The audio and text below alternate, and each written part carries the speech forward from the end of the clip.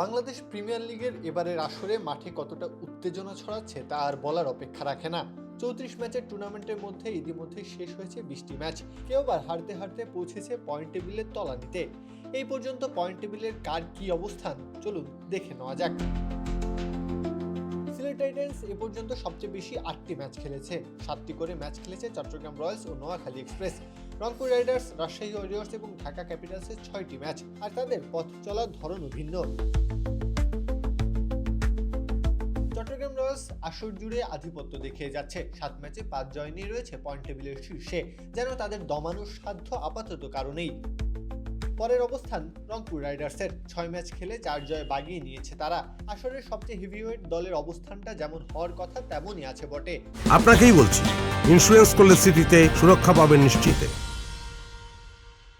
তবে শেষ ম্যাচে খর্বশক্তি নোয়াখালী এক্সপ্রেসের কাছে হারটা তাদের দুর্বলতার সামনে এনেছে। সর্বোচ্চ সংখ্যক 8 ম্যাচ খেলে 4 জয় পয়েন্ট টেবিলের তৃতীয় স্থানে রয়েছে সিলেট টাইটান্স। হাতে আছে গ্রুপ পর্বের মাত্র 2টি ম্যাচ। সুপার ফোরে জায়গাটা পাকাপোক্ত করতে তাদের বাড়তি নজর থাকবে এই ম্যাচগুলোর দিকে। 4 নম্বরে রাজশাহী ওয়ারিয়র্সের অবস্থান। 6 ম্যাচে তাদেরও জয় সংখ্যা 4। এখনো হাতে বাকি আছে 4 ম্যাচ। নিশ্চয়ই নিজেদের জায়গাটা আরো উপরে নেওয়ার চেষ্টা চালাবে তারা। 5 ঢাকা ক্যাপিটালস। প্রত্যাশা অনুযায়ী একেবারে পারফর্ম করতে পারেনি তারা। 6 ম্যাচে জিতেছে মাত্র 2টোতে। সেই সাথে সুপার ফোরের সম্ভাবনা ফিকে হয়ে এসেছে। সবার শেষে থাকা নোয়াখালী এক্সপ্রেসের গল্পটা অন্যরকম।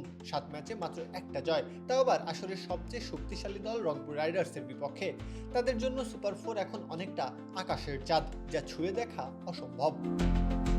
ব্যক্তিগত পারফরমেন্সে আলো কেড়েছেন চট্টগ্রামের ব্যাটসম্যান অ্যাডাম ওয়াশিংটন। 6 ইনিংসে 258 রান করে ব্যাটারদের তালিকায় শীর্ষে তিনি।